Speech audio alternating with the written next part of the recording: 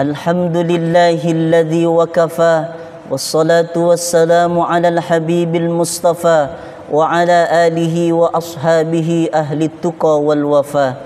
Ashhadu an la ilaha illallah wahdahu la syarika lah, wa ashhadu anna sayyidana Muhammadan abduhu wa rasuluh la nabiyya ba'dah.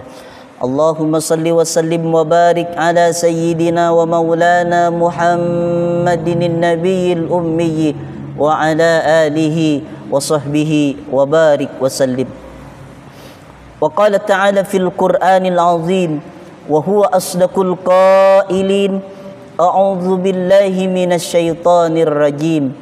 Ya ayyuhalladzina amanu taqullaha haqqa tuqatih wa la tamutunna illa wa antum muslimun.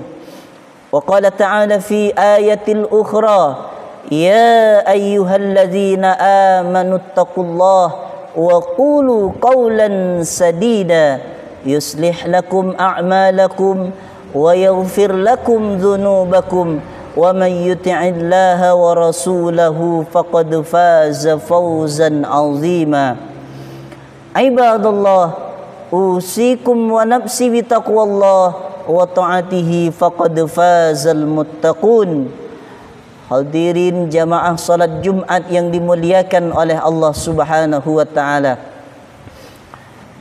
Kata Ibnu Abbas radhiyallahu anhuma, tidak ada satu amalan yang tertinggi yang menarik perhatian Allah untuk memberikan ampunan kepada orang-orang yang bertaubat dan cepat mengabulkan doa-doa orang yang meminta kepada Allah, kecuali berbakti kepada kedua orang tua. Berbakti kepada kedua orang tua, amalan yang tertinggi, yang amalan itu akan menarik perhatian Allah Subhanahu wa taala. Karena ketika anak itu berbakti kepada kedua orang tuanya, disitulah tercurahlah ridha dari Allah Subhanahu wa taala. Berbakti kepada kedua orang tua, tersembunyi keriduan-keriduan Allah Subhanahu wa taala, di mana di dalamnya surga-surga, pintu-pintu surga dibuka bagi anak-anak yang berbakti kepada kedua orang tuanya. Betapa pentingnya kita untuk berbakti kepada kedua orang tua. Hal itu merupakan yang mulia, yang diwajibkan oleh agama Islam bagi orang-orang yang beriman kepada Allah Subhanahu wa taala. Karena ketika mampu seorang anak menjaga perasaan orang tuanya, sanggup dia menghormati, sanggup dia berbakti, berbuat baik kepada kedua orang tuanya, disitulah ridha Allah akan turun kepada seorang anak.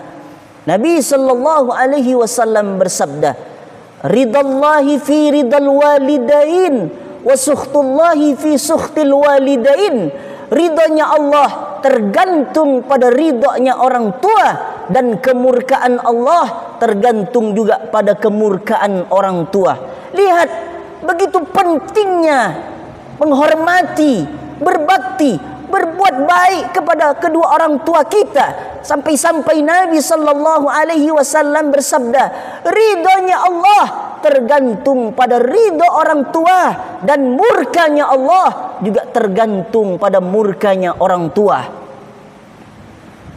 Anak ketika sanggup dia berbuat baik, berbakti kepada kedua orang tuanya, maka disitulah rezekinya akan mengalir seperti rezekinya para raja-raja. Ketika anak itu sanggup menggunakan akhlakul karimahnya kepada kedua orang tuanya, mengalir deras keberkahan-keberkahan dari aktivitas-aktivitas pekerjaannya, semua akan dinilai, dipandang oleh Allah dengan perhatian yang sangat besar bagi seorang anak yang berbakti kepada kedua orang tuanya. Berbakti kepada kedua orang tua merupakan hal yang harus kita lestarikan, harus dijaga dalam kehidupan, supaya kita dapat ridho Allah Subhanahu wa ta'ala. Keramat bukanlah lautan yang luas. Keramat bukanlah gunung yang tinggi. Keramat bukanlah pohon yang rindang. Keramat adalah ibu bapakmu yang ada di rumahmu. Maka Allah Subhanahu wa ta'ala di dalam Al-Quran mengingatkan kepada kita, yang artinya supaya kita lebih hati-hati lagi, supaya kita lebih giat lagi untuk berbuat baik kepada kedua orang tua kita. Allah Ta'ala berfirman dalam Al-Quran, wa qadha rabbuka alla ta'budu illa iyyah wa bil walidaini ihsana. Aku telah menetapkan bahwa hanya beribadahlah engkau kepadaku, kata Allah, dan berbuat baiklah kepada kedua orang tuamu. Lihat Allah berfirman di dalam ayatnya, beribadahlah engkau hanya kepada Allah. Beribadah kepada Allah itu nomor satu. Yang kedua adalah supaya kita berbuat baik kepada kedua orang tua kita. Setelah Allah, langsung kedua orang tua kita. Apa maknanya? Begitu tingginya nilai seorang anak yang mampu berakhlakul karimah, mampu mengedepankan adab kepada kedua orang tuanya, sehingga lisannya, kata-katanya baik, tangannya baik, pikirannya baik, kakinya baik, semuanya baik, karena dia mampu untuk menghormati kedua orang tuanya.